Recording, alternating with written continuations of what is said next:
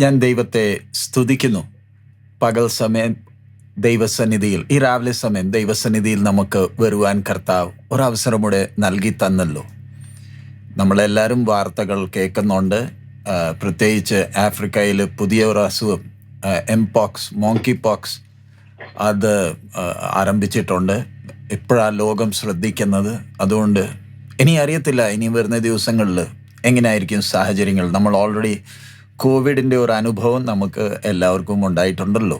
So നമ്മളതെല്ലാം കണ്ടിട്ടുണ്ട്. So നമ്മൾ ലോകം മുഴുവൻ നോക്കുമ്പോൾ, സംഭവങ്ങൾ നമ്മൾ ശ്രദ്ധിക്കുമ്പോൾ, ഇപ്പോൾ കഴിഞ്ഞ ദിവസം കേരളത്തിൽ വയനാടിൻ്റെ പ്രദേശത്തിൽ നടന്ന സംഭവം, അങ്ങനത്തെ ഇനി എത്ര സംഭവങ്ങളുണ്ട്. സ്പഷ്ടമായി നമ്മളെ അറിയിക്കുന്നത് നമ്മുടെ കർത്താവ് വരാറായി. സോ ഇന്ന് രാവിലെ നമുക്ക് ഒരവസരം കൂടെ ഈ പ്ലാറ്റ്ഫോം മുഖാന്തരം, ഈ പ്ലാറ്റ്ഫോമും ദൈവം തന്നെ ഇല്ലയോ നമുക്ക് ഒരുക്കി തന്നത്. നമ്മൾ ലോകത്തിൻ്റെ വിവിധ സ്ഥലങ്ങളിലായിരിക്കുന്നു, ഭവനങ്ങളിലായിരിക്കുന്നു, ഡിഫറെൻറ്റ് ടൈം സോൺസ്. എന്നാലും ഒന്നിച്ച് വന്ന് പ്രാർത്ഥിക്കുവാൻ, വചനം ധ്യാനിക്കുവാൻ, കൂട്ടായ്മ പങ്കിടുവാൻ, വിഷയങ്ങളുണ്ട്, അതിനുവേണ്ടി പ്രാർത്ഥിക്കുവാൻ കർത്താവ് ഇങ്ങനെ ഒരു അവസരം നമുക്ക് തരുന്നത്.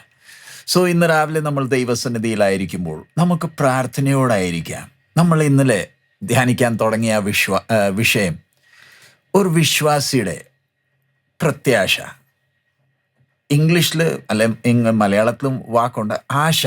ഇന്ന് സാധാരണ ലോകം ഉപയോഗിക്കുന്ന ആ വാക്ക് ആശയും ഒരു വിശ്വാസിയുടെ അകത്തുള്ള ആ പ്രത്യാശ തമ്മിൽ ഒത്തിരി വ്യത്യാസമുണ്ട്. നമ്മൾ ഇന്നലെ രാവിലെ സമയം അത് ധ്യാനിച്ചതാണ്. സോ ഞാൻ ഒരു ദൈവ പൈതലായിരിക്കുമ്പോൾ ദൈവവചനം മുഖാന്തരം നമുക്ക് പ്രത്യാശയുണ്ട്.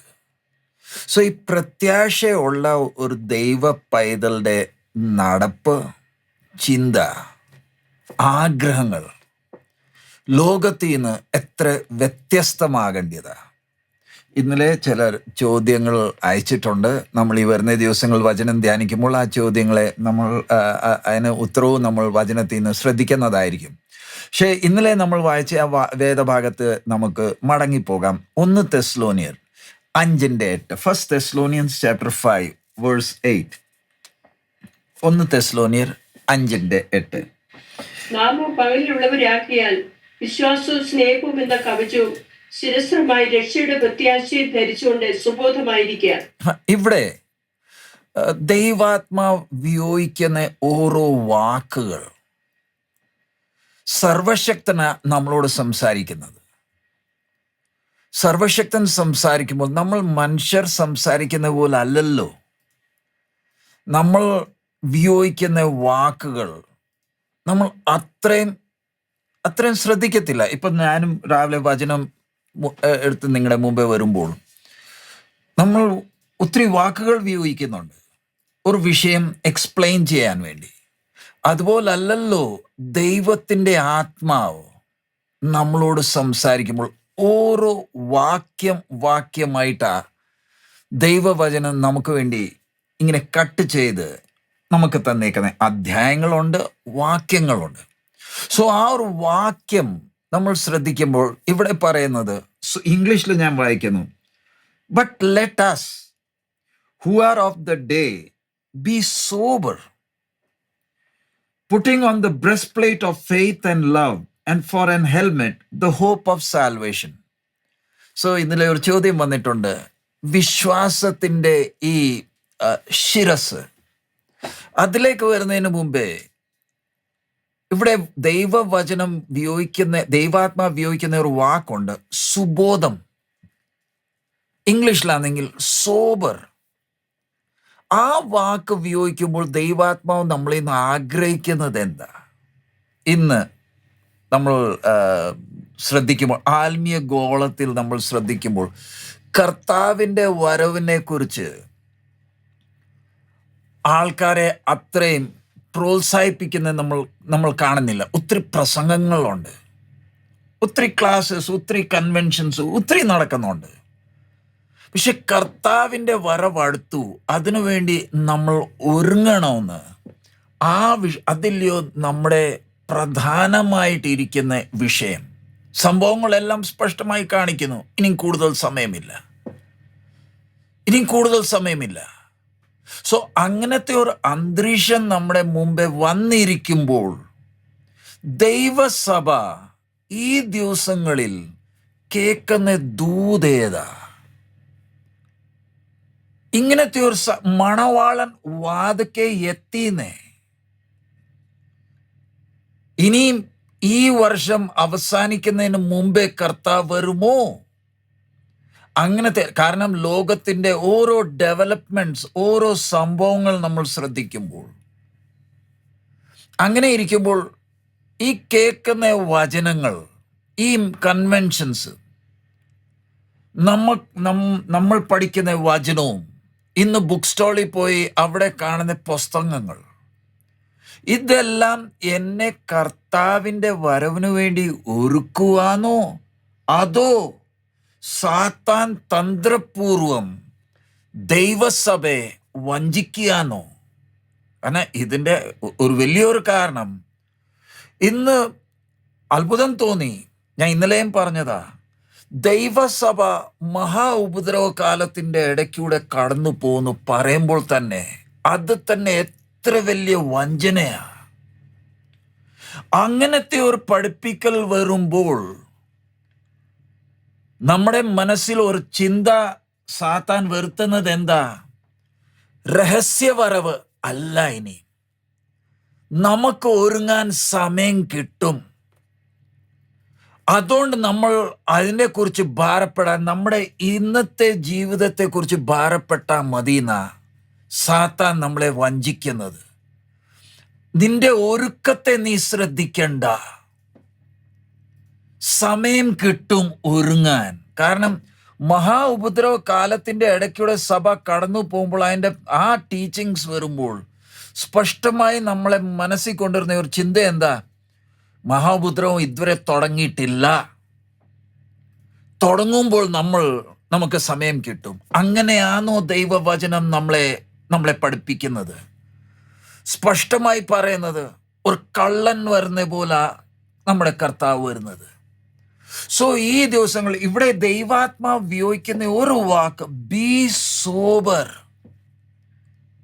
മലയാളത്തിൽ ആ വാക്കൊന്ന് പറഞ്ഞ് സഹായിക്കാമോ? ഞാൻ ഇംഗ്ലീഷ് ബൈബിളാണ് യൂസ് ചെയ്യുന്നത്. ബി സോബർ, അതിന് സുബോധമായിരിക്കുക എന്ന് പറയുമ്പോൾ ഇന്ന് രാവിലെ ഞാൻ എന്നെ തന്നെ ശ്രദ്ധിക്കേണ്ടതാ. സുബോധമായവനാണോ? അതോ സുബോധം പറയുമ്പോൾ യൂഷ്വലി കള്ളു കുടിക്കുന്നവർ, അവർക്ക് സംഭവിക്കുന്നത് മത്ത് പിടിക്കും. They are drunk. അവർക്ക് ബോധമില്ല. അവരുടെ സുഖത്തിന്റെ ആ ബോധത്തിൽ അവർ കിടക്കുന്നത്. അവർക്ക് യാഥാർത്ഥ്യമായിട്ട് ഒരു ബന്ധവുമില്ല. ഒരു കള്ളു കുടിച്ചിരിക്കുന്ന ഒരു വ്യക്തിയോട് നമ്മൾ സംസാരിക്കാൻ ശ്രമിക്കുമോ? എന്താ കാരണം? സംസാരിച്ചിട്ട് കാര്യമില്ല. ഈ വ്യക്തിയുടെ തലയിൽ ഈ കള്ളിന്റെ ആ മത്ത് കയറിയിരിക്കുക. യാഥാർത്ഥ്യം പറഞ്ഞാലും ഇദ്ദേഹത്തിന് മനസ്സിലാകത്തില്ലെന്നേ. അതുപോലില്ലയോ ഇന്ന് വിശ്വാസഗോളത്തിൽ നമ്മൾ കാണുമ്പോൾ കർത്താവിൻ്റെ വരവിനെ കുറിച്ച് നമ്മൾ പ്രസംഗിക്കാൻ എഴുന്നേറ്റാൽ ആൾക്കാർ പറയും, അത് കേൾക്കാനല്ല ഞങ്ങൾ വന്നേക്കുന്നത്, ഞങ്ങൾക്ക് ഞങ്ങളുടെ വിഷയങ്ങളുണ്ട്, ഞങ്ങളുടെ തന്നെ ഭാരങ്ങളുണ്ട്, ഞങ്ങളോട് അതൊന്നും ഇപ്പം പറയില്ല. ഒന്ന് ചിന്തിച്ചു നോക്കിയേ, മണവാളൻ വരാറായി. ദൈവസഭ ഇന്ന് കേൾക്കുന്നത് എന്ത്? ഇനി അടുത്തൊരു വലിയൊരു വിഷയം, സുബോധമുള്ളവനായി തീരണമെങ്കിൽ എൻ്റെ ആത്മീയ ജീവിതത്തിൽ എൻ്റെ വിശ്വാസത്തിൻ്റെ ആ അടിസ്ഥാനങ്ങൾ ഉറപ്പുള്ളതാണോ? ഇംഗ്ലീഷിൽ പറയുമ്പോൾ ഡോക്ട്രിൻസ്. ഇന്ന് നമ്മൾ പ്രസംഗങ്ങൾ ഒത്തിരി കേൾക്കുന്നുണ്ട്, പക്ഷെ എൻ്റെ വിശ്വാസത്തിൻ്റെ അടിസ്ഥാനം, ദൈവത്തെക്കുറിച്ചുള്ള എൻ്റെ വിശ്വാസം അതെന്താ? ഈ ഡോക്ട്രിനൽ ഇഷ്യൂസ് ഇത് ബൈബിൾ സ്കൂളിൽ പോയി പാസ്റ്റർമാർ മാത്രം പഠിച്ചാൽ മതിയോ? ഇത് നമ്മൾ ഓരോ വിശ്വാസികൾ ഇതിലല്ലയോ ഉറച്ചു നിൽക്കേണ്ടത്. എൻ്റെ വിശ്വാസത്തിൻ്റെ അടിസ്ഥാനം എന്താ? ഇന്ന് സാധാരണ വിശ്വാസികളോട് ചോദിച്ചാൽ, യേശുവിൽ ഞാൻ വിശ്വസിക്കുന്നു, ഞാൻ സ്നാനപ്പെട്ടതാ, ഞാൻ തിരുമേശയിൽ പങ്കെടുക്കുന്നുണ്ട്. ബാഹ്യമായി കണ്ടാൽ ഒരു വിശ്വാസി, നല്ല വിശ്വാസി. പക്ഷേ വിശ്വാസത്തിൻ്റെ അടിത്തറ ഉള്ളവനാണോ? ആ വിശ്വാസത്തിൻ്റെ അടിത്തറ ഉണ്ടെങ്കിൽ ഇന്നത്തെ ഈ നമ്മളെ വഞ്ചിക്കാൻ വേണ്ടി സാത്താൻ കൊണ്ടുവരുന്ന തന്ത്രങ്ങൾ എത്ര കൊണ്ടുവന്നാലും നമ്മളെ വഞ്ചിക്കുവാൻ സാത്താനെ കൊണ്ട് കഴിയത്തില്ല. കാരണം ഇവിടെ എഴുതിയേക്കുന്ന വിശ്വാസത്തിൻ്റെ ആ ആശയുടെ, ഹോപ്പ് ഓഫ് സാൽവേഷന്റെ ആ ശിരസ്, ഇതെല്ലാം ബന്ധപ്പെട്ടതാ. സുബോധം, ഹോപ്പ് ഓഫ് സാൽവേഷൻ, ആ ഹെൽമെറ്റ്. നമ്മൾ പ്രത്യാശയുള്ളവരാ. ഈ പ്രത്യാശയുള്ളവൻ, അതിൻ്റെ കൂടെ നമുക്ക് ഒരു വാക്യം വായിക്കാം, റോമർ 8:23. ഞാൻ ചില വാക്യങ്ങൾ വായിക്കാം, അത് കഴിഞ്ഞിട്ട് നമുക്ക് അതിനെ ശ്രദ്ധിക്കാം. റോമൻസ് 8:23. റോമർ 8 അഭിധാനം ലഭിച്ചിരിക്കുന്ന നാമും നമ്മുടെ ശരീരത്തിന്റെ വീണ്ടെടുപ്പായ പുത്രത്വത്തിന് കാത്തുകൊണ്ട് ഉള്ളിൽ ഞരങ്ങുന്നു. ഒന്നുകൂടെ വായിച്ച ആ വാക്യം. ആത്മാവെന്ന ആദ്യ ദാനം ലഭിച്ചിരിക്കുന്ന നാമും നമ്മുടെ ശരീരത്തിന്റെ വീണ്ടെടുപ്പായ പുത്രത്വത്തിന് കാത്തുകൊണ്ട് ഉള്ളിൽ ഞരങ്ങുന്നു. ഒന്ന് ഞാൻ എന്നോട് തന്നെ ചോദിക്കേണ്ടത്, എൻ്റെ അകത്ത് ഇന്ന് രാവിലെ സമയം ഈ ഞരക്കമുണ്ടോ?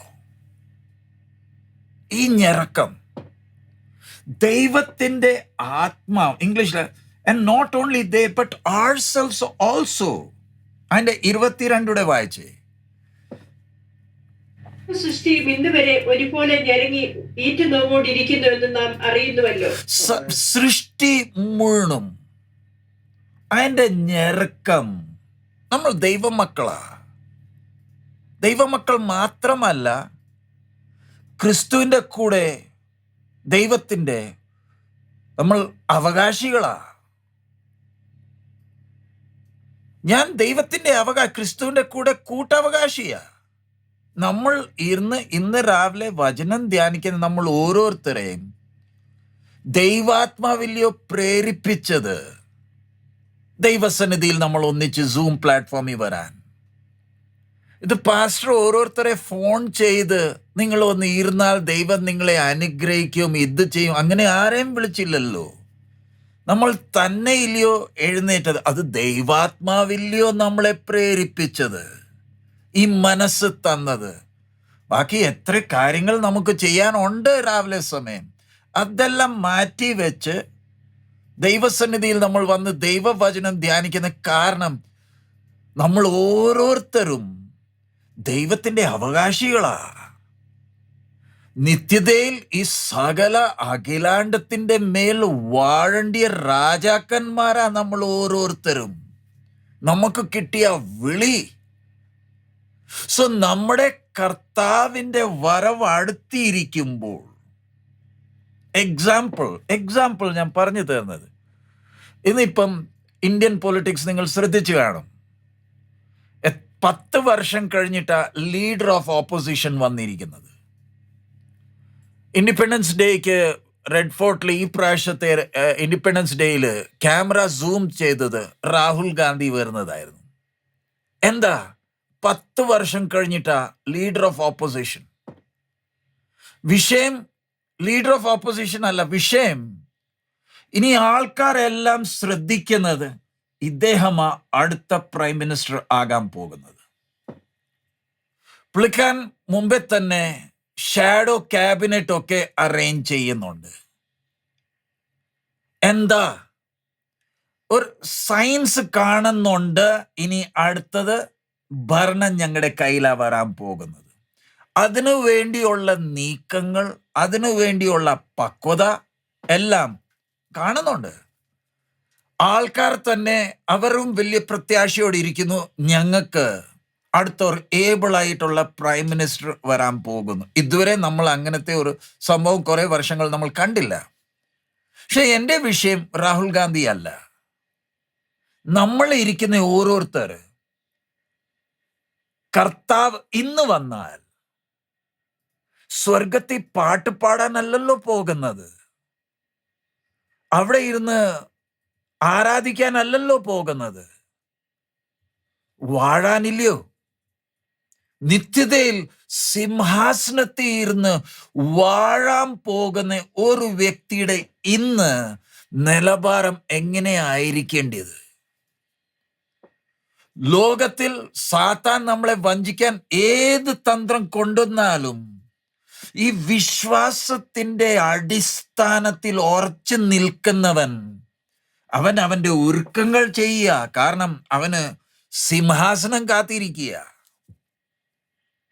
സ്വർഗത്തില് ദൈവം എനിക്ക് വേണ്ടി ഒരു ഭവനം ഉണ്ടാക്കിയിട്ടുണ്ട്. അവിടെ ചെന്ന് നമ്മൾ ഉറങ്ങാനല്ലല്ലോ പോകുന്നത്. എത്ര വലിയ ഉത്തരവാദിത്തങ്ങളാ ദൈവം നമുക്ക് തരാൻ പോകുന്നത്. അതിൻ്റെ ഒരുക്കം ഇപ്പം തന്നെ ചെയ്യേണ്ടതല്ലയോ? സൃഷ്ടി ഞെരങ്ങുന്നു. എനിക്ക് ആ ഞെരക്കം കേൾക്കാൻ കഴിയുന്നുണ്ടോ?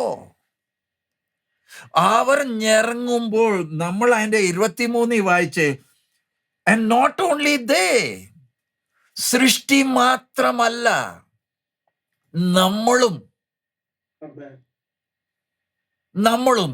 എന്നെ തന്നെ ഒന്ന് ശ്രദ്ധിച്ചാൽ എൻ്റെ അകത്ത് ആ ഞെരക്കമുണ്ടോ?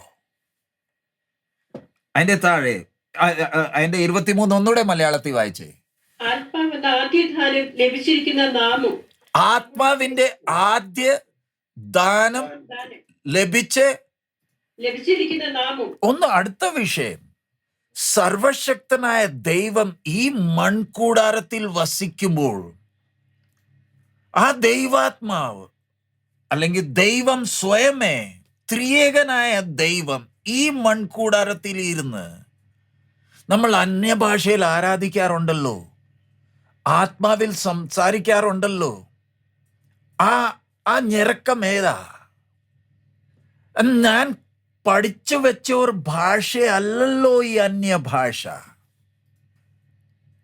ഞങ്ങൾ പാസ്റ്റേഴ്സിനെ സ്നാനപ്പെടുത്താം, പക്ഷേ അന്യഭാഷയുടെ ചൊല്ലൽ ഞങ്ങൾക്ക് പഠിപ്പിക്കാൻ കഴിയത്തില്ലല്ലോ. ഈ അന്യഭാഷയിൽ ഞാൻ സംസാരിക്കുമ്പോൾ എൻ്റെ ആത്മാവ് ദൈവാത്മാവിന്റെ സഹായത്താൽ പിതാവിനോട് ഞെരങ്ങുവല്ലയോ? ഈ ഞെരക്കം ഏതാ? ഒരു വീട് കിട്ടാനാണോ? സൗഖ്യം കിട്ടാനാണോ? ദൈവഹിത പ്രകാരം നമ്മുടെ അകത്തീർന്ന് നമ്മുടെ പ്രാർത്ഥനയിൽ ദൈവാത്മാവ് സഹായിക്കുക. എന്താ? കർത്ത മണവാളൻ വരാറായിന്നേ. അതിനായി ഈ ദിവസങ്ങളിൽ നമ്മൾ ബുദ്ധിയിൽ പ്രാർത്ഥിക്കുന്നതിനെക്കാട്ടും അധികം നമ്മൾ ആത്മാവിൽ പ്രാർത്ഥിക്കേണ്ടത്, അന്യഭാഷയിൽ പ്രാർത്ഥിക്കേണ്ടത്, അന്യഭാഷയിൽ പാടേണ്ടത്. ഇന്ന് രാവിലെ നമ്മളെ തന്നെ ശോധന ചെയ്യാം. എനിക്ക് പാട്ട് പാടാതെ തന്നെ ആത്മാവിൽ സംസാരിക്കാൻ കഴിയുന്നുണ്ടോ? നമ്മുടെ മധ്യത്തിൽ സ്പെഷ്യലി മലയാളി സഭകളിൽ പാട്ട് പാടിയില്ലെങ്കിൽ നമുക്ക് ചിലർക്ക് അന്യഭാഷയെ സംസാരിക്കാൻ കഴിയുന്നില്ല. ആ ഡ്രമ്മിന്റെ ശബ്ദം, അതിൻ്റെ താളം, അതിന് സ്പീഡില്ലെങ്കിൽ ഇന്ന് ചിലർക്ക് അന്യഭാഷ പറയാൻ കഴിയുന്നില്ലെന്നേ. ഞാൻ ബുദ്ധിയിൽ നല്ല പ്രാർത്ഥന പ്രാർത്ഥിക്കുന്നുണ്ട്. ദൈവസന്നിധിയിൽ ഞാൻ ബുദ്ധിയിൽ നല്ലപോലെ എൻ്റെ വിഷയങ്ങൾ നല്ല ഭംഗിയായി ഞാൻ പ്രിപ്പയർ ചെയ്ത് വെക്കുന്നുണ്ട്. നമ്മൾ സർക്കാർ അപേക്ഷ കൊടുക്കുമ്പോൾ ആ ലെറ്റർ നമ്മൾ നോക്കുമല്ലോ, അതിൻ്റെ format, to, date, subject, yours faithfully, ഇതെല്ലാം ഭംഗിയായിട്ട് നമ്മൾ എഴുതുന്ന പോലെ ബുദ്ധിയിൽ ഞാൻ എൻ്റെ വിഷയം നല്ല ഭംഗിയായി സർവശക്തന്റെ മുമ്പ് വെക്കുന്നുണ്ട്. പക്ഷെ അതിനെക്കാട്ടും എത്ര അധികം ആത്മാവിൽ ഞാൻ ദൈവത്തോട് സംസാരിക്കേണ്ടതാ. ആ ശീലം എനിക്കുണ്ടോ? ആത്മാവിൽ സംസാരിക്കുമ്പോഴില്ലയോ എൻ്റെ അകത്ത് ആ ശുദ്ധീകരണം നടക്കുന്നത്, എൻ്റെ ആത്മീയ മനുഷ്യൻ ബലപ്പെടുന്നത്. ആത്മാവിൻ്റെ ആദ്യ ഫലം പ്രാപിച്ചോരാ നമ്മളെല്ലാവരും. ആ ദൈവാത്മാവാ നമ്മളെ സഹായിച്ച് രാവിലെ സമയം ഈ ദൈവവചനത്തിന്റെ മുമ്പേ വരുവാൻ. ഈ വചനം ധ്യാനിക്കുമ്പോൾ ഇതിൻ്റെ ഓരോ സത്യങ്ങൾ ദൈവാത്മാവ് നമുക്ക് വെളിപ്പെടുത്തി തരുന്നത് എന്തിന്? പെട്ടെന്ന് ഒരുങ്ങാൻ വേണ്ടിയാ. എൻ്റെ ജീവിതത്തിൽ ആ ശുദ്ധീകരണം നടക്കാനാ, സുബോധമായി ആയിത്തീരാൻ വേണ്ടിയാ. B sober. ചുറ്റുപാടുള്ള സംഭവങ്ങൾ കാണിക്കുന്നു, കർത്താവേ നിന്റെ വരവടുത്തു, നിന്റെ വരവടുത്തു. ഇതില്ലയോ നമ്മുടെ പ്രത്യാശ. അതിന്റെ താഴെ നമ്മൾ വായിച്ച 23 അതിന്റെ താഴെ തന്നെ വായിച്ച ആത്മാവിന്റെ ആദ്യ ഫലം നമ്മുടെ ശരീരത്തിന്റെ വീണ്ടെടുപ്പായ പുത്രത്വത്തിന്റെ കാത്തുകൊണ്ട് ഉള്ളിൽ ഞരങ്ങുന്നു. നമ്മുടെ ശരീരത്തിന്റെ വീണ്ടെടുപ്പായ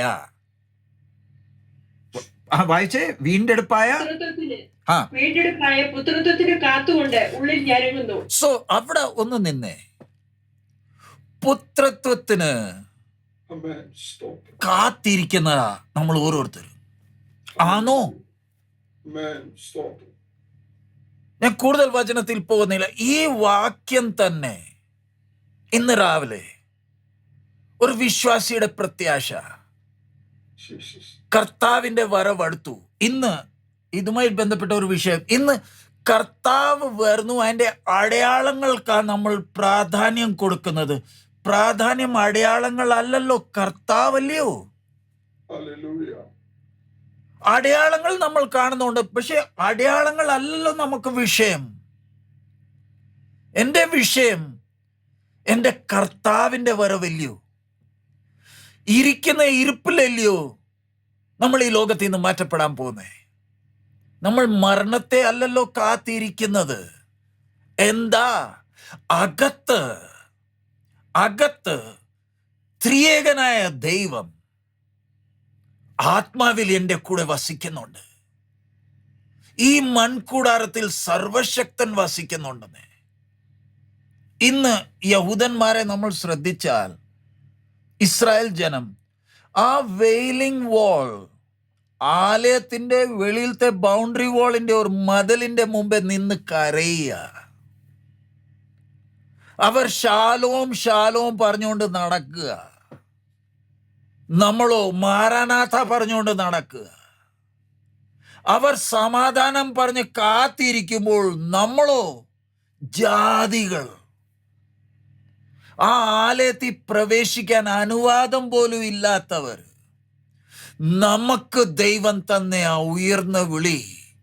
എനിക്ക് യെരുശലേമിൽ ചെന്ന് ആ മതിലിന്റെ മുമ്പേ നിന്ന് പ്രാർത്ഥിക്കേണ്ട ആവശ്യമില്ലല്ലോ.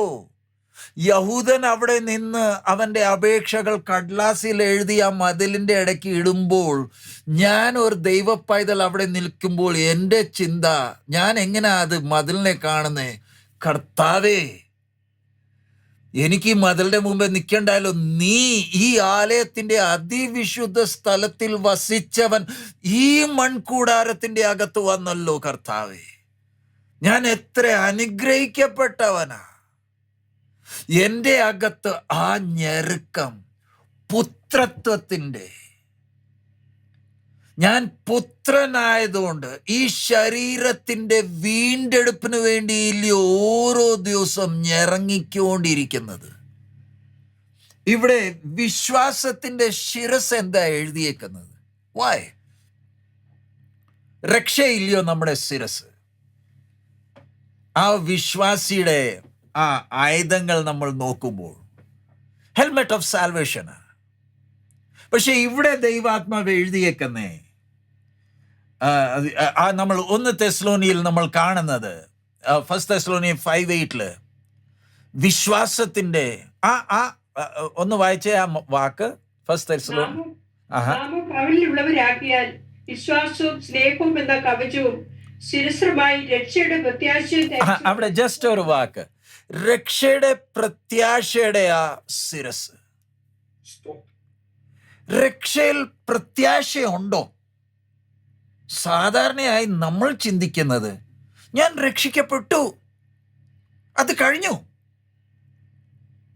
എനിക്ക് അത് നടന്ന ഒരു സംഭവമാണ്, അത്രേ ഉള്ളൂ. ഇന്ന് സാധാരണ വിശ്വാസികൾ അതാ ചിന്തിക്കുന്നത്, അത് നടന്ന ഒരു സംഭവമാണ്, കഴിഞ്ഞോ? ഇന്ന് ദൈവാത്മാവ് നീതീകരിച്ച് ഒരു ദൈവ പൈതലുടെ അകത്ത് എന്തിനാ വസിക്കുന്നേ? രക്ഷയുടെ പ്രവൃത്തി കഴിഞ്ഞോ? ആ ഭൂതകാലമായിരുന്നോ?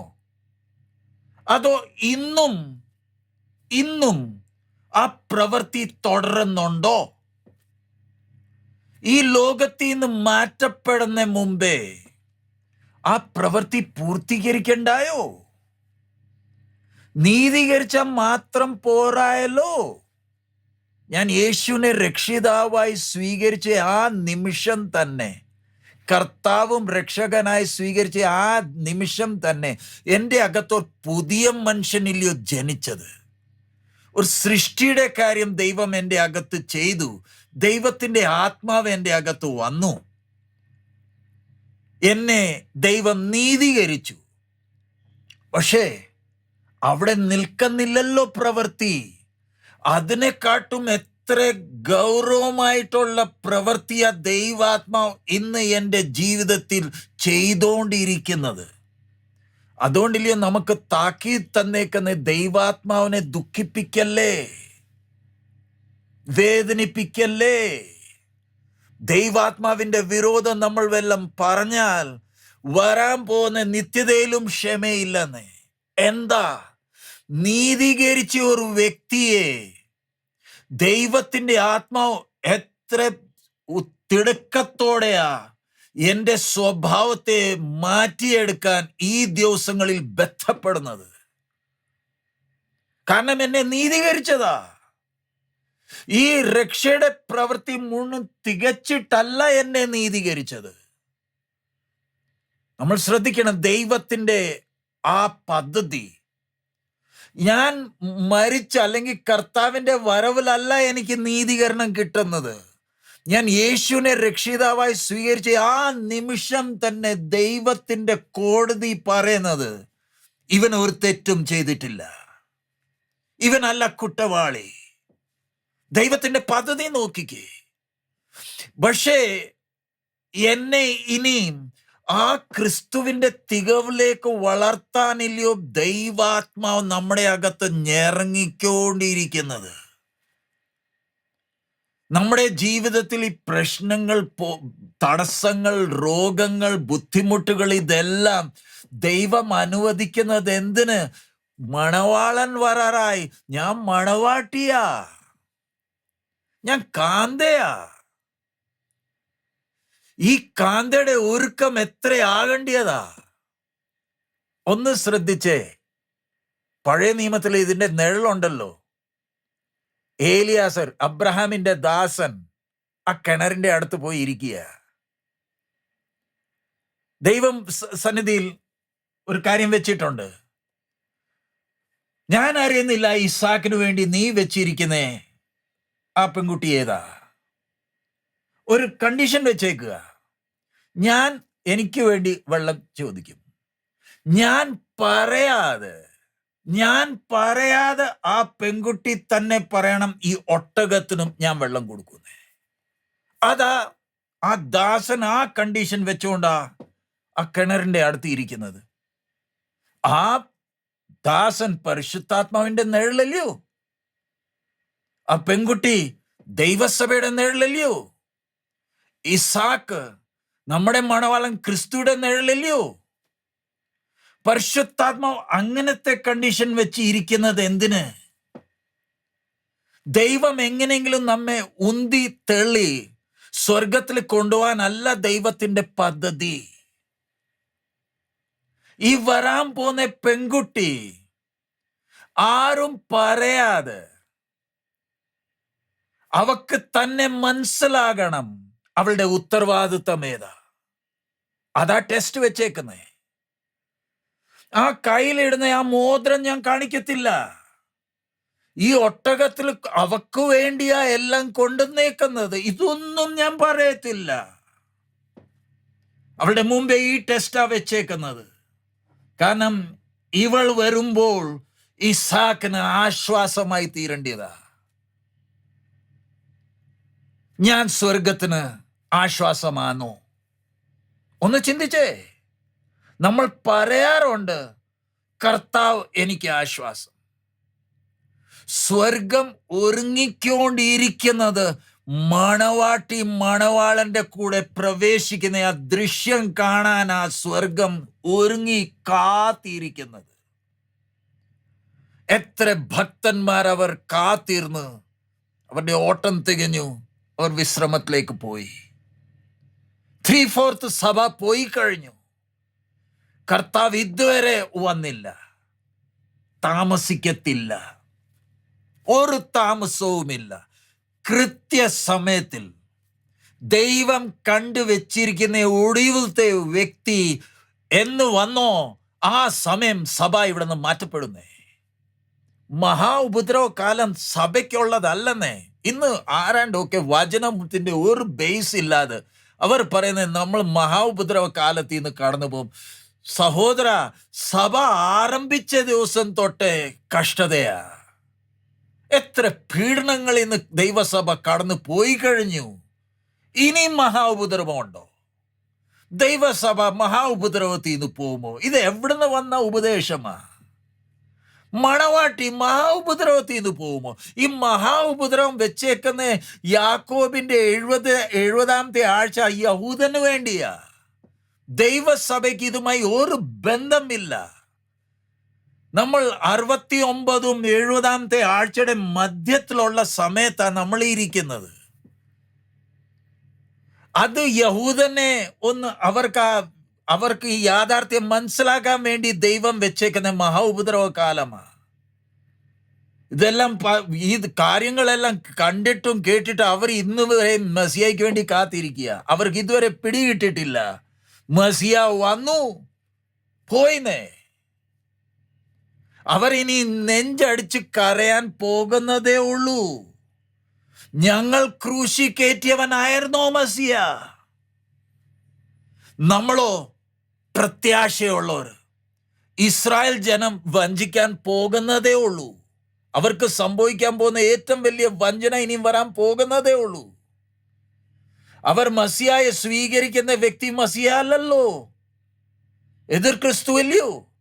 നമുക്കോ മസിയായനെ മനസ്സിലാക്കുവാൻ കർത്താവ് ഭാഗ്യം തന്നല്ലോ.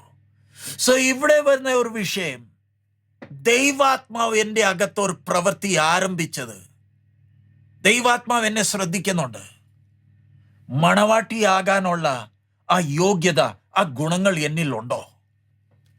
എൻ്റെ അകത്ത് ഒരു പുതിയ മനുഷ്യനെ ദൈവം സൃഷ്ടിച്ചത് എന്തിന്? ദൈവത്തിന്റെ ആത്മാവ് എൻ്റെ അകത്ത് വസിക്കുന്നത് എന്തിന്? മുമ്പേ ഒരു ടെസ്റ്റ് വെച്ചിട്ടുണ്ട്. പറയാതെ, പ്രോത്സാഹനമില്ലാതെ ഉത്തരവാദിത്തം മനസ്സിലാക്കാനുള്ള പക്വത ഉണ്ടോ? അതാ മണവാട്ടി സഭ. ഞാൻ ആ മണവാട്ടിയുടെ ഭാഗമാണോ? ഒരു ചോദ്യം ഇന്നലെ ഉണ്ടായിരുന്നു, എല്ലാവരും ശിഷ്യന്മാരായി തീരുമോ? കാരണം ഇന്ന് ചിലർ പറയുന്നുണ്ട് ശിഷ്യത്വം എല്ലാവർക്കും ഉള്ളതല്ല. അങ്ങനെയാണോ? ദൈവാത്മാവ് വസിക്കുന്ന ഒരു വ്യക്തിയുടെ അകത്ത് ഈ വ്യക്തി ക്രിസ്തു നടന്ന പോലെ നടത്താനില്ലയോ നമ്മുടെ കൂടെ ദൈവാത്മാവ് വസിക്കുന്നത്? ഇതെല്ലാവർക്കും ഉള്ളതില്ലയോ? പക്ഷെ ചിലർക്ക് അത് വേണ്ട. അവർ ദൈവാത്മാവിനെ ദുഃഖിപ്പിച്ചിട്ട് അവർ അവരുടെ കാര്യങ്ങൾക്ക് വേണ്ടി ഓടുന്നവരാ. ക്രിസ്തു ആഗ്രഹിക്കുന്നത് നമ്മൾ എല്ലാവരും ക്രിസ്തുയുടെ പോലെ ആയിത്തീരുവാനാ. അതിനല്ലയോ സ്വന്തം രക്തം നമുക്ക് വേണ്ടി ചൊരിഞ്ഞത്. ഇന്ന് എത്ര പേരുണ്ട് അവർ ഈ സുവിശേഷം അറിഞ്ഞിട്ടില്ല? ലോകത്തില് വെസ്ലി ബൈബിൾ ട്രാൻസ്ലേറ്റേഴ്സ് അവരുടെ കണക്കനുസരിച്ച് 6000ന്റെ മേളിൽ ഭാഷകളുണ്ട്. കംപ്ലീറ്റ് ബൈബിളും അറൌണ്ട് 2500 or 700 ഭാഷയിൽ മാത്രമേ ട്രാൻസ്ലേറ്റ് ചെയ്യാൻ കഴിഞ്ഞിട്ടുള്ളൂ. വേറെ കുറെ 1000 2000 ഭാഷകൾ ഇതിന്റെ ഭാഗങ്ങൾ മാത്രമേ ഉള്ളൂ. എത്ര ഭാഷകളുണ്ട്, അതിൽ ഒരു വാക്യം പോലും ട്രാൻസ്ലേറ്റ് ചെയ്യാൻ ഇതുവരെ കഴിഞ്ഞിട്ടില്ല. അങ്ങനെ ഇരിക്കുമ്പോൾ നമ്മുടെ കയ്യിൽ, പ്രത്യേകിച്ച് നമ്മൾ മലയാളികളുടെ കയ്യിൽ, ഗ്രീക്കിലും ഹീബ്രുവിലല്ലല്ലോ നമ്മൾ ദൈവവചനം വായിക്കുന്നത്, നമ്മുടെ ഭാഷയിലല്ലയോ. ദൈവാത്മാവ് തൻ്റെ വചനം എനിക്ക് എഴുതി തന്നു. ദൈവത്തിൻ്റെ ആത്മാവ് എൻ്റെ അകത്ത് വസിക്കുന്നു. ഇന്നലെ നമ്മൾ ശ്രദ്ധിച്ചല്ലോ, എൻ്റെ കണ്ണുകൾ ദൈവം തുറന്നത് എന്തിന്? മണവാട്ടിയാകാനാ ദൈവം കൊതിക്കുന്നത്. ഞാൻ മണവാട്ടി പറയുമ്പോൾ ആ പക്വത, ദൈവത്തിൻ്റെ മനസ്സറിഞ്ഞ് ദൈവഹിതപ്രകാരം നടക്കുന്ന ഒരു ദൈവ പൈതൽ ഇല്ലയോ, അവരുടെ അകത്തില്ലയോ ഈ ഞെരക്കമുള്ളത്? അവർ തന്നെ ഇല്ലയോ കാണിക്കുന്നത് അവരുടെ ജീവിത മുഖാന്തരം? ഇത് ദൈവ പൈതല. ഇവരെ കണ്ട് സാത്താൻ ഭയപ്പെടുന്നേ. മണവാട്ടിയായ ആ വിളിയുള്ള ഒരു വ്യക്തിയുടെ നടപ്പിന് പ്രത്യേകതയുണ്ട്. അവൻ സാത്താനെ കണ്ട് പോ പിശാചെ പറഞ്ഞ് അലറത്തില്ല. ഈ മണവാട്ടിയുടെ പ്രത്യേകത, സാത്താനെ ധൈര്യമുണ്ടെങ്കിൽ ഒന്ന് വന്നേ, അധികാരത്തോടെ നടക്കുന്നവനാ. അതാ അഭിഷേകം. ദൈവം ആഗ്രഹിക്കുന്ന നമ്മൾ എല്ലാവരും ആ പക്വതയെ വളരാനാ. നമ്മുടെ ചിന്തയ്ക്ക് ആ വ്യത്യാസം കൊണ്ടുവരാൻ വേണ്ടിയാ ദൈവം ബന്ധപ്പെടുന്നത്. ഞാൻ ആ വാക്ക് യൂസ് ചെയ്യുന്നത്. ദൈവം ബന്ധപ്പെട്ട നമ്മുടെ ചുറ്റും സാഹചര്യങ്ങൾ സൃഷ്ടിക്കുന്നത് എന്തിന്? കർത്താവിൻ്റെ കൂടെ നിത്യതയിൽ സിംഹാസനത്തിൽ ഇരുന്ന് വാഴേണ്ടിയതാ. ആ റെബേക്ക ആ ഒട്ടകത്തിന് വേണ്ടി വെള്ളം കൊടുക്കുമ്പോൾ ആ റെബേക്കയ്ക്ക് ഒരു ഐഡിയയും ഇല്ല, ഞാൻ ഇതിൻ്റെ എല്ലാം ഉത്തരവാദിത്തം എനിക്കുള്ളതാണ്. റെബേക്കയ്ക്ക് സ്വപ്നത്തിൽ പോലും ചിന്തിക്കാൻ കഴിയുന്നില്ല. അവളോട് ഏലിയാസർ ദാസൻ പറഞ്ഞത് എനിക്ക് വെള്ളം വേണം. അവൾ പറഞ്ഞത് നിനക്ക് മാത്രമല്ല, ഇവർ ഓരോരുത്തർക്കും ഞാൻ കൊടുക്കും. അവളെ ആരും പ്രോത്സാഹിപ്പിച്ചില്ല. എന്നേ ബന്ധപ്പാടുണ്ട്, പക്ഷെ അവളുടെ മനസ്സ്, ദൈവം ആ മനസ്സാ ശ്രദ്ധിക്കുന്നത്. ഇന്ന് രാവിലെ നമ്മൾ ദൈവസന്നിധിയിലായിരിക്കുമ്പോൾ അടയാളങ്ങൾ ഏതായിക്കോട്ടെ, നമ്മൾ ഭാരപ്പെടും. ചിലർക്കുണ്ട് ഭാരം 666, അതെപ്പം വരും. നമ്മൾ അതിനെക്കുറിച്ച് ഭാരപ്പെടേണ്ട. രക്തം കൊടുത്ത് വാങ്ങിയതാ. നമ്മൾ ഇവിടുന്ന് പോയി കഴിഞ്ഞാൽ മാത്രമേ എതിർ ക്രിസ്തുവിന് വെളിപ്പെടാൻ കഴിയത്തുള്ളൂ. പരിശുദ്ധാത്മാവ് ദൈവം ഈ ഭൂമിയിൽ ഉള്ള കാലം, ദൈവത്തിൻ്റെ ആലയമാകുന്ന നമ്മൾ ഈ ഭൂമിയിൽ ഉള്ള കാലം യഹൂദൻ ആലയം പണിയാൻ കഴിയത്തില്ല. ഒരു സമയം ദൈവം ഈ ഭൂമിയിൽ 2 ആലയങ്ങൾ അനുവദിക്കത്തില്ല. എതിർ ക്രിസ്തു വെളിപ്പെടാൻ അവൻ ബന്ധപ്പെട്ടാലും അവന് വെളിപ്പെടാൻ കഴിയത്തില്ല. കാരണം ലോകത്തിലെ ഏറ്റവും വലിയ പ്രൊജക്ട് നടന്നുകൊണ്ടിരിക്കുക. ഏറ്റവും വലിയ, അഖിലാണ്ടത്തിലുള്ള ഏറ്റവും വലിയ പ്രൊജക്ട് അതേതാ? ദൈവസഭയുടെ പണി. ആ പ്രൊജക്ട് തീരാതെ സാത്താൻ എത്ര ശ്രമിച്ചാലും അവന്റെ പദ്ധതി നടക്കത്തില്ല. ഒന്ന് ചിന്തിച്ച് നോക്കുക. ഞാൻ ഫോർ എക്സാമ്പിൾ പറയുക, ബോംബെയിലായിക്കോട്ടെ, ഇപ്പം ബാംഗ്ലൂരിലും ഡൽഹിയിലും വലിയ വലിയ എയർപോർട്ട്സിന്റെ പ്രൊജക്ട്സ് നടക്കുന്നുണ്ട്. അതിൻ്റെ ബഡ്ജറ്റ് നോക്കിയാൽ നമ്മൾ അന്തം വിട്ടു പോകുന്നേ. ഇത്രയും വലിയ ഇൻവെസ്റ്റ്മെന്റ്സാ ചെയ്തേക്കുന്നത്. അത് ഡോളറിലാണ് അവർ കണക്കെടുക്കുന്നത്. അങ്ങനെയാണെങ്കിൽ സർവത്രിയേകനായ ദൈവം ഈ സൃഷ്ടിക്ക് ആരംഭം ഇട്ടത് മണവാട്ടിക്ക് വേണ്ടിയില്ലയോ? ഒന്ന് ചിന്തിച്ചേ. ഈ സകല അഖിലാണ്ടത്തിന്റെ തുടക്കം ദൈവം ഇട്ടത്, ഇംഗ്ലീഷിൽ പറയുമ്പോൾ he set the ball rolling. എന്തിന്? മുമ്പേ ആരെയാ കാണുന്നത്? മണവാട്ടി, കാന്ത പറയുന്നത് ആര്? ഈ റെബേക്ക. അവക്ക് അവളുടെ ഉത്തരവാദിത്വം ആരും പറയാതെ തന്നെ അവക്കറിയാം. അവൾ ഇനിയും ഈ ലാബാന്റെ ഭവനത്തിൽ ഇനിയും കൂടുതൽ നാൾ നിൽക്കത്തില്ല. അവൾക്ക് എത്ര പെട്ടെന്ന് പോകണം, എത്ര പെട്ടെന്ന് പോകണം. എടി, നീ മണവാളനെ കണ്ടിട്ടുണ്ടോ? ഞാൻ കണ്ടിട്ടില്ല. പക്ഷെ അകത്ത് ഒരാഗ്രഹമുണ്ട്, എനിക്കിനി ഇവിടെ നിൽക്കണ്ടാന്നേ. വീട്ടുകാരെന്നെ ശല്യപ്പെടുത്തുന്നോണ്ടല്ല, ഈ ഭവനം എനിക്ക് ഒരു ശല്യമല്ല, പ്രയാസമായതുകൊണ്ടല്ല. എനിക്ക് പോകണം. അന്നേരം സഹോദരനും വീട്ടുകാരെല്ലാം ചോദിക്കുന്നത്, എടീ, പരിചയമില്ലാത്ത വ്യക്തിയുടെ കൂടെ നിനക്ക് പോകണോ? അതെ, ഒരു ദിവസം ഇവിടെ നിന്നെ. വേണ്ട, എനിക്ക് പോകണം. അതാ ഒരു ദൈവ പൈതളുടെ അകത്തുള്ള അപ്രത്യാശ. അതിനാ പ്രത്യാശ പറയുന്നത്. ഒട്ടകത്തിന് വെള്ളം കൊടുക്കുന്നത് അതൊരു ബുദ്ധിമുട്ടല്ല. കഴിഞ്ഞ ദിവസം ചിലർ പറഞ്ഞു, ഞങ്ങൾക്ക് ഇന്റർവ്യൂ എടുക്കണം യൂട്യൂബിലൊക്കെ ഇടാൻ വേണ്ടി.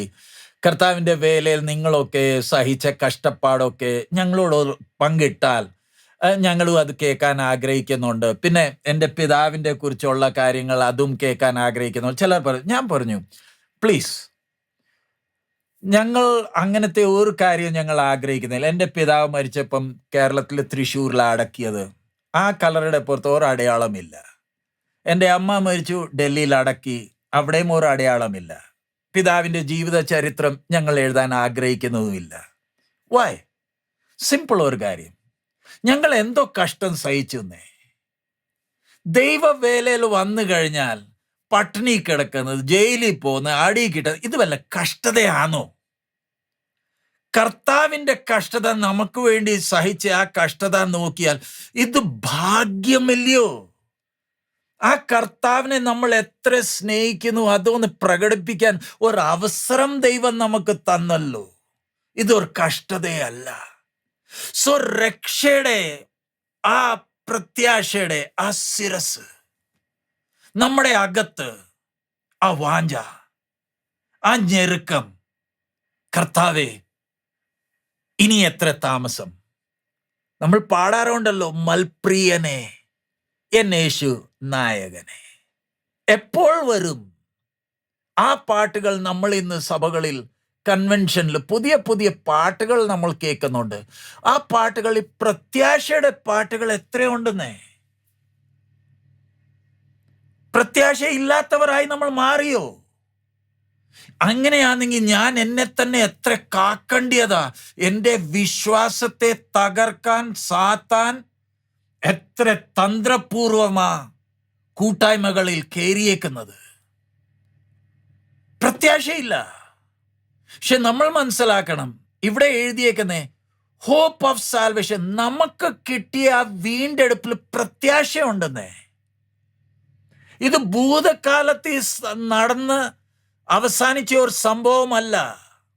ദൈവത്തിൻ്റെ ആത്മാവ് എൻ്റെ അകത്ത് പ്രവർത്തിച്ചുകൊണ്ടിരിക്കുമ്പോൾ, എൻ്റെ സ്വഭാവം വ്യത്യാസം വന്നുകൊണ്ടിരിക്കുമ്പോൾ എത്രയും പെട്ടെന്ന് പോയാൽ മതി. എൻ്റെ കർത്താവിനെ ഒന്ന് കണ്ടാൽ മതി. സ്വർഗത്തിൽ ചെന്ന ഒന്ന് ചിന്തിച്ച്, ഇന്ന് ഒത്തിരി പേര് അവരുടെ അകത്ത് ഉള്ള വിഷയം, സ്വർഗത്തിൽ അവിടുത്തെ ഹൈവേസ് ഒക്കെ സ്വർണം കൊണ്ടുണ്ടാക്കിയതാ. അതാ അവരെ ആകർഷിക്കുന്നത്. ചിലർ ദൈവം എനിക്ക് വേണ്ടി വലിയ കൊട്ടാരമുണ്ടാക്കി വെച്ചിട്ടുണ്ട്, അതാ അവരെ ആകർഷിക്കുന്നത്. സ്വർഗം, എനിക്ക് സ്വർഗത്തിലുള്ള വസ്തുക്കളാണോ എന്നെ ആകർഷിക്കുന്നത്, അതോ മണവാളനാണോ? മണവാളൻ ശ്രദ്ധിക്കുന്നുണ്ട്, ഈ മണവാട്ടി എൻ്റെ പുറകെ വന്നേക്കുന്നത് എൻ്റെ സ്വത്തിനു വേണ്ടിയാണോ അതോ എന്നെ സ്നേഹിച്ചുകൊണ്ടാണോ? നമ്മൾ ഇരിക്കുന്നത്, നമ്മൾ ഓരോരുത്തരും ശ്രദ്ധിക്കേണ്ടേ, നമ്മൾ മണവാട്ടിയാ, ആ വിളി കിട്ടിയവരാ. പക്ഷെ സ്വർഗം ശ്രദ്ധിക്കുന്നുണ്ട്, ഞാൻ ആ വിളിക്ക് ആ പക്വതയുള്ളവനായോ? നാളെ സിംഹാസനത്തിൽ ഇരുന്നാൽ വാഴുമോ, അതോ അവിടെയും കരഞ്ഞോണ്ടോ ഭാരപ്പെട്ടോണ്ടോ നിരാശപ്പെട്ടായിരിക്കും ഇരിക്കുന്നത്? അങ്ങനെയാണോ? അതോ ഈ ഭൂമിയിൽ ഉള്ളപ്പം തന്നെ നമ്മുടെ നടപ്പിൽ സാത്താൻ കണ്ടോണ്ട് പറയണം, ഇത് ദൈവത്തിൻ്റെ പൈതലാ. ഇവൻ്റെ അടുത്ത് എൻ്റെ കളിയൊന്നും നടക്കത്തില്ല. രക്ഷയുടെ ആ ശിരസ് പറഞ്ഞേക്കുന്നേ, ആ പ്രത്യാശയുടെ ശിരസ് പറഞ്ഞേക്കുന്നേ, ആ ഉറപ്പുണ്ട്. തല പറയുമ്പോൾ നമ്മൾ എത്ര സൂക്ഷിക്കേണ്ട ഒരു വിഷയമാ. രക്ഷയുടെ ആ പ്രത്യാശയുടെ ആ ശിരസ് പറയുമ്പോൾ സാത്താൻ നമ്മളെ നിരാശപ്പെടുത്താൻ എത്ര ചിന്തകളാ കൊണ്ടുവരുന്നത്. മണവാട്ടിയായ എൻ്റെ ശ്രദ്ധ ഒന്ന് തെറ്റിപ്പിക്കാൻ വേണ്ടി, ശ്രദ്ധ ഒന്ന് അങ്ങോട്ടിങ്ങോട്ട് ആക്കാൻ വേണ്ടി സാത്താൻ എത്ര ബന്ധപ്പെടുന്നുണ്ട്. അന്നേരമില്ലോ ഞാൻ ഈ ശിരസ് ഞാൻ ശ്രദ്ധിക്കേണ്ടത്, ഈ ശിരസ് മാറല്ലേ. ചിന്തകൾ വന്നുകൊണ്ടിരിക്കുക ഓരോ ദിവസം. സഭാ മഹാ ഉപദ്രവ കാലത്ത് ഇപ്പോൾ പോയി കഴിഞ്ഞിട്ട് മറ്റവർക്ക് അവസരം കിട്ടുമോ, അതൊരു വിഷയമുണ്ട്. ഒത്തിരി പേരെ ഭാരപ്പെടുത്തുന്ന ഒരു വിഷയം. ദൈവസഭ പോയി കഴിഞ്ഞാൽ ഇവിടെ കിടക്കുന്നവർക്ക് ദൈവം പിന്നെയും അവസരം കൊടുക്കുമോ? ഒരു സിമ്പിൾ ഒരു കാര്യം, രക്ഷയുടെ വാതിൽ അടഞ്ഞു കഴിഞ്ഞ് ദൈവാത്മാവ് ഈ ഭൂമിയിൽ നിന്ന് മാറ്റപ്പെട്ട് കഴിഞ്ഞാൽ ഈ പുസ്തകം എനിക്ക് വായിക്കാൻ കഴിയുമോ? ഞാൻ ഈ ദൈവവചനം ഇന്ന് വായിക്കുന്നത്, ധ്യാനിക്കുന്നത് കാരണം എഴുതിയവൻ എൻ്റെ ഉള്ളിൽ വസിക്കുന്നുണ്ടാ. ദൈവാത്മാവ് ഈ ലോകത്തിൽ നിന്ന് മാറ്റപ്പെട്ട് കഴിഞ്ഞാൽ ഇത് വായിക്കാൻ പോലും മനസ്സ് വരുത്തില്ല. പിന്നെ ഇത് നമുക്ക് ഓക്സ്ഫോർഡ് ഡിക്ഷണറിയോ ബാക്കി സയൻസോ ബാക്കി ജേർണൽസ് പോലത്തെ ഒരു പുസ്തകം കാണാം. ഇംഗ്ലീഷ് പഠിക്കാൻ കൊള്ളാം, അത്രേ ഉള്ളൂ. ഇന്ന് ഓക്സ്ഫോർഡിൽ ഇംഗ്ലീഷ് പഠിക്കാൻ വേണ്ടി ഉപയോഗിക്കുന്ന ഒരു പുസ്തകമായത്. അവർക്ക് ഇത് ലിറ്ററേച്ചറാ. പക്ഷെ ദൈവ പൈതലിന് ഇത് ലിറ്ററേച്ചർ അല്ല, ഇത് എൻ്റെ സൃഷ്ടിതാവ്, എൻ്റെ രക്ഷകന്റെ ശബ്ദമാ. എന്താ? എഴുതിയവൻ ഈ കൂടാരത്തിൽ വസിക്കുന്നുണ്ട്. കൃപയുടെ വാതിൽ അടഞ്ഞിട്ട് ദൈവം പിന്നെയും ആൾക്കാർക്ക് രക്ഷയ്ക്ക് അവസരം കൊടുത്താൽ ഒരു ചോദ്യം, പിന്നെ കൃപയുടെ യുഗം കൊണ്ട് പ്രയോജനം എന്താ? പിന്നെ ദൈവസഭയോട് ചെയ്ത ഏറ്റവും വലിയ വഞ്ചനയില്ലയോ? നമുക്കും പിന്നെ അങ്ങനെ ഒരു അവസരം കിട്ടണ്ടായോ? ഈ ലോകത്തിലൊന്ന് സുഖിച്ച് നമ്മുടെ മോഹങ്ങളുടെ പുറകെ ഒന്ന് ഓടി എല്ലാം ചെയ്തിട്ട് പിന്നെ നമുക്ക് ഓർക്കാം കർത്താവിൻ്റെ വരവ് രഹസ്യം എന്താ? മുമ്പേ തന്നെ നമ്മളോടൊന്ന് പറഞ്ഞായിരുന്നെങ്കിൽ എത്ര നല്ലതായിരുന്നു. കട്ടിലയിൽ രണ്ടുപേർ ഉറങ്ങുന്നുണ്ടായിരിക്കും, അതിൽ ഒരുവൻ പോവും, മറ്റേ അവിടെ കാണും. വരാൻ പോകുന്ന സംഭവമാ. എത്ര അപകടങ്ങളായിരിക്കും സംഭവിക്കുന്നത്. അച്ചായൻ്റെ കൂടെ പോരെ അമ്മാമ ഇരിപ്പുണ്ട്, സ്കൂട്ടറിൽ പോവുക. അച്ചായൻ വണ്ടി ഓടിക്കുക, അമ്മാമ പോയി. ഞാൻ ജസ്റ്റ് ഒരു എക്സാമ്പിൾ. എത്ര വലിയ അപകടങ്ങൾ ഇനി സംഭവിക്കാൻ പോകുന്നതേ ഉള്ളൂ. എന്താ? അവൻ്റെ വരവിന് വേണ്ടി കാത്തിരിക്കുന്നവര്, ഞെരങ്ങിക്കൊണ്ടിരിക്കുന്നവര്, അവരെ മണവാളൻ ഈ ഭൂമിയിൽ നിന്ന് മാറ്റിയിട്ടേ ഉള്ളൂ ഇനി ഇസ്രായേൽ ജനത്തോട് ഇടപെടാൻ പോകുന്നത്. സോ നമ്മൾ ഇന്ന് രാവിലെ ഇപ്പം വചനം ഇത്രയും ധ്യാനിച്ചു. ആ ഹെൽമെറ്റ്, ആ ശിരസ്, രക്ഷയിൽ പ്രത്യാശയുണ്ടെന്നേ. ഈ ശരീരത്തിൽ നിന്ന് വിടുതലിന് വേണ്ടിയില്ലയോ നമ്മൾ ഞെരങ്ങിക്കൊണ്ടിരിക്കുന്നത്? നമുക്ക് ശ്രദ്ധിക്കണം ഒരു കാര്യം, നമ്മളെ പാപത്തിൽ നിന്ന് ദൈവം വിടുവിച്ചു, പാപത്തിന്റെ ശക്തിയിൽ നിന്ന് ദൈവം നമ്മളെ വിടുവിച്ചു. ഇനി പാപത്തിന്റെ പ്രസൻസ്, ആ സാന്നിധ്യത്തിൽ നിന്ന് വിടുവിക്കാനുള്ള സമയം വരുന്നതേ ഉള്ളൂ. എന്നെ പാപത്തിൽ നിന്ന് വിടുതൽ മുഴുവനായി തന്നു. ഇനി പാപത്തിന്റെ ശക്തി എൻ്റെ ജീവിതത്തിൽ വാഴാൻ കഴിയത്തില്ല. പാപത്തെ ക്രൂശിന്മേൽ തകർത്തു. ഞാൻ ദൈവാത്മാവിന്റെ നിയോഗമനുസരിച്ച് ദൈവഹിതപ്രകാരം ജീവിച്ചാൽ ഈ പാപത്തിന് ഇനി എൻ്റെ ജീവിതത്തിൽ വാഴാൻ കഴിയത്തില്ല. അത് പിന്നെയും വാഴുന്നത് ഞാൻ ശ്രദ്ധിക്കാത്തോണ്ടാ. വീണ്ടെടുപ്പ് പ്രാപിച്ച ഒരു ദൈവ പൈതൽ ഇനി പാപം ചെയ്യത്തില്ലെന്ന് ആർക്കും പറയാൻ കഴിയത്തില്ല. നമ്മൾ ശ്രദ്ധയോടെ നടന്നില്ലെങ്കിൽ നമുക്ക് പാപത്തിൽ നിന്ന് വിടുതൽ കിട്ടി ആ പാപം പിന്നെയും വന്നു വാഴാൻ തുടങ്ങും. അതുകൊണ്ടാണ് നമ്മൾ ശ്രദ്ധിക്കേണ്ടത്. പക്ഷെ നമ്മൾ ഈ ഭൂമിയിലായിരിക്കുമ്പോൾ പാപത്തിന്റെ ആ പ്രസൻസിലായിരിക്കുന്നത്.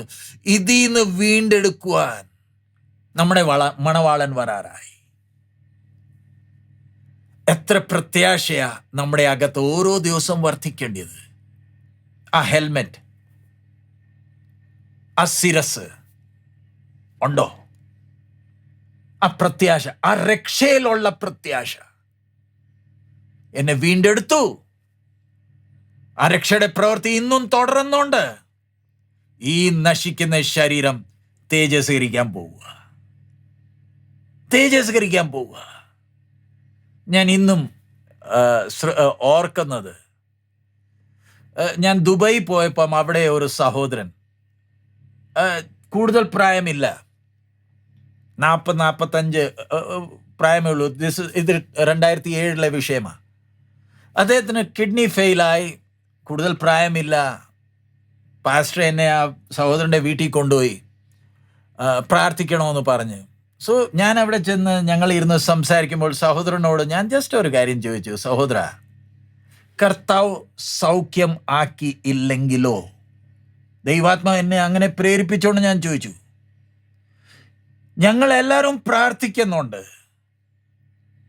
ദൈവം സൗഖ്യം ആക്കണമെന്ന് നിർബന്ധം എന്താ? മിക്കവാറും നമുക്ക് ഇഷ്ടപ്പെടത്തില്ല ഇങ്ങനെ ചോദിച്ചാൽ. ദൈവം സൗഖ്യമാക്കണമെന്ന് നിർബന്ധം എന്താ? അത് ചോദിക്കുന്നതിൻ്റെ പുറകിൽ ഒരു കാരണമുണ്ട്. രക്തം കൊടുത്ത് വാങ്ങിയതായി ശരീരം. സ്നാനം കഴിഞ്ഞെങ്കിൽ, സ്നാനപ്പെട്ടെങ്കിൽ ഈ ശരീരം ഇനി നമ്മുടേതല്ല. ഇത് നമ്മുടേതല്ല. അത് സ്വീകരിക്കാമോ? ഞാൻ വെള്ളത്തിൽ ഇറങ്ങിയത്, ഈ ക്രിസ്തുവിൻ്റെ മരണത്തോട് ഏകീഭവിച്ചത് അതൊരു ചടങ്ങായിരുന്നോ? അതോ എൻ്റെ ജീവിതത്തിൻ്റെ പ്രധാനമായ ഒരു തീരുമാനമായിരുന്നു? ഇനിയും ഈ ശരീരം എൻ്റേതല്ല, ഇത് ദൈവത്തിൻ്റെ ആലയം. ദൈവമേ, നിന്റെ ഹിതം ഈ ശരീരത്തിൽ വെളിപ്പെടുത്തിയാൽ മതി. മരിച്ചാൽ ഉയർത്തെഴുന്നേക്കുമെന്ന് പ്രത്യാശയുണ്ടല്ലോ. ഞാൻ കാനഡ ചെന്നപ്പോൾ അവിടെയും ഒരു റൊമേനിയൻ സിസ്റ്റർ, പുള്ളിക്കാരത്തിക്ക് ബ്രസ്റ്റ് ക്യാൻസർ ഉണ്ടായിരുന്നു. മീറ്റിംഗ് കഴിഞ്ഞപ്പം എന്നോട് പറഞ്ഞു, പാസ്റ്റർ ഒന്ന് പ്രാർത്ഥിക്കണം. ഞാൻ നേരം ചോദിച്ചു, ആർ യു ബാപ്റ്റൈസ്? സ്നാനപ്പെട്ടതാണോ? അതെ. ഞാൻ പറഞ്ഞു, പിന്നെ ഞാൻ എന്തിനാ പ്രാർത്ഥിക്കേണ്ടത്? അവർ വെളുത്തവരാ. ഇത് കേട്ടപ്പോഴേ ചുമന്നു, ദേഷ്യം കയറി അവർക്ക്. പാസ്റ്റേഴ്സ് അങ്ങനെയാണോ സംസാരിക്കേണ്ടത്? ഞങ്ങൾക്ക് വേദനയും ദുഃഖം ഉള്ളപ്പം എങ്ങനെയെങ്കിലും കർത്താവ് സൗഖ്യമാക്കണമെന്നല്ലയോ നിങ്ങൾ പ്രാർത്ഥിക്കേണ്ടത്? അതിനല്ലയോ ഞങ്ങൾ വരുന്നത്? പക്ഷെ നമ്മൾ മനസ്സിലാക്കിയിട്ടുണ്ടോ, നമ്മൾ ഈ ശരീരത്തെ സ്നേഹിക്കുന്നതിനെക്കാട്ടും കൂടുതൽ ഇതിനെ സ്നേഹിക്കുന്ന ഇതിൻ്റെ സൃഷ്ടിതാവുണ്ട്. നമ്മളല്ല ഇതിനെ സൃഷ്ടിച്ചത്. നമ്മളല്ല എല്ലുകൾ എണ്ണി ഇതിൽ ഫിറ്റ് ചെയ്ത്. ഇതിനെ സൃഷ്ടിച്ചവൻ ഒരുവനുണ്ട്. അവൻ ഇതിൻ്റെ അകത്ത് വസിക്കുന്നുണ്ട്. നമ്മുടെ വേദനകളെല്ലാം നല്ലപോലെ അനുഭവത്തോടെ അറിയുന്നവൻ ഇതിൻ്റെ അകത്ത് വസിക്കുന്നുണ്ട്. മനുഷ്യവേഷത്തിൽ ഈ ഭൂമി വന്നതല്ലയോ? രോഗം ശീലിച്ചവനാണോ? ഇതെല്ലാം ദൈവം അനുവദിക്കുന്നത് ബാഹ്യമായി ശരീരം ഓരോ ദിവസവും ക്ഷീണിക്കുക. നമുക്ക് എത്ര സൗഖ്യം കിട്ടിയാലും ഇത് ക്ഷീണിച്ചുകൊണ്ടിരിക്കുക. പക്ഷെ അകത്തെ മനുഷ്യൻ ക്ഷീണിക്കുന്നുണ്ടോ? അത് ബലപ്പെട്ടുകൊണ്ടിരിക്കുകയാണോ? നമ്മുടെ കണ്ണുകൾ അടയ്ക്കാം. ഹല്ലേലൂയ. എൻ്റെ അകത്ത് ഇന്ന് രാവിലെ നമ്മൾ ധ്യാനിച്ച വിഷയത്തിന്റെ സാരാംശം, ഞാൻ ദൈവപുത്രനാ. നമ്മൾ ഓരോരുത്തരും ദൈവപുത്രന്മാരാ. സ്വർഗം മണവാട്ടിക്ക് വേണ്ടി ഉറങ്ങിക്കൊണ്ടിരിക്കുക. ആ ദൃശ്യം എങ്ങനത്തേതായിരിക്കും? മണവാളന്റെ കൂടെ മണവാട്ടി സ്വർഗത്തിൽ പ്രവേശിക്കുന്ന ആ ദൃശ്യം എങ്ങനത്തെ ആയിരിക്കും? എൻ്റെ പ്രാർത്ഥന, എൻ്റെ നടപ്പ്, എൻ്റെ ചിന്തകൾ വെളിപ്പെടുത്തുന്നുണ്ടോ? ഞാൻ റെബേക്കയാ. ദൈവാത്മാവ് നമ്മളെ ശ്രദ്ധിക്കുന്നുണ്ട്. നമ്മുടെ ഹൃദയത്തിന്റെ അകത്തെ ഓരോ വാഞ്ചകളെ ശോധന ചെയ്യുന്നുണ്ട്. നമ്മുടെ ആഗ്രഹങ്ങളെ ശോധന ചെയ്യുന്നുണ്ട്. നമ്മുടെ കർത്താവ് നമ്മളെ സൗഖ്യമാക്കാൻ ശക്തനാ, അതിലൊരു സംശയമില്ല. ഇന്നും കർത്താവിന് സൗഖ്യമാക്കാൻ കഴിയും. യേശുവിന്റെ നാമത്തിൽ ഇന്നും പൂർണ്ണ വിടുതലുണ്ട്. അതാ ഞങ്ങൾ വിശ്വസിക്കുന്നത്. കർത്താവിന്റെ കൃപ അവൻ എന്നെ പാപത്തിൽ നിന്ന് വിടുവിച്ചെങ്കിൽ എന്നെ രോഗത്തിൽ നിന്ന് പൂർണ്ണ സൗഖ്യം തരാൻ അവൻ ശക്തനാ. എനിക്ക് ഗുളിയുടെ പുറത്ത് കൈവച്ച് യേശുവിന്റെ രക്തം പൂശേണ്ട ആവശ്യമില്ല. യേശുവിന്റെ നാമത്തിൽ ആ ശക്തിയുണ്ട്. പക്ഷേ അതേസമയം ഞാൻ ആ പക്വതയെ വളർന്നുണ്ടോ? ഞാൻ ഇപ്പോഴും വിടുതലാണോ ആഗ്രഹിക്കുന്നത്? അതോ ദൈവം എന്നെ ഏത് സാഹചര്യത്തിലാക്കിയാലും ഞാൻ ആ സാഹചര്യത്തിന്റെ പുറത്ത് വാഴും ദൈവ സഹായത്താൽ? ഏത് സാഹചര്യം വന്നോട്ടെ, ഞാൻ അതിന്റെ പുറത്ത് വാഴും. ദൈവാത്മാവ് നമ്മുടെ അകത്തുണ്ട്. ഈ വരുന്ന ദിവസങ്ങളിൽ അന്യഭാഷയിൽ ദൈവത്തോട് സംസാരിക്കാനുള്ള ആ അനുഭവത്തിലേക്ക് നമ്മൾ ഓരോരുത്തരും വരണം. പാട്ട് പാടിക്കഴിഞ്ഞിട്ട് 2 വാക്ക് അന്യഭാഷ പറയുന്നതല്ല. അടുക്കളയിൽ പാത്രം കഴുകുമ്പോഴും, തുണി കഴുകുമ്പോൾ, വണ്ടിയിൽ യാത്ര ചെയ്യുമ്പോൾ എത്ര അവസരങ്ങൾ കിട്ടുന്നുണ്ട്. കൈ കൊട്ടാതെ തന്നെ ആത്മാവിൽ ദൈവത്തോട് സംസാരിക്കുക. അങ്ങനെ സംസാരിക്കുമ്പോൾ നമ്മുടെ അകത്തെ മനുഷ്യന് ശുദ്ധീകരണമാ പ്രാപിക്കുന്നത്. പ്രത്യാശയുള്ളവരായി നമ്മൾ തീരും. അതിനായി ദൈവാത്മാവ് നമ്മളെ ഓരോരുത്തരെയും സഹായിക്കുമാറാകട്ടെ. നമുക്ക് പ്രാർത്ഥിക്കാൻ. ദൈവദാസന്റെ കയ്യിൽ ഞാൻ മീറ്റിംഗ് ഏൽപ്പിക്കുന്നു. Hallelujah. Thank you Jesus. Hallelujah.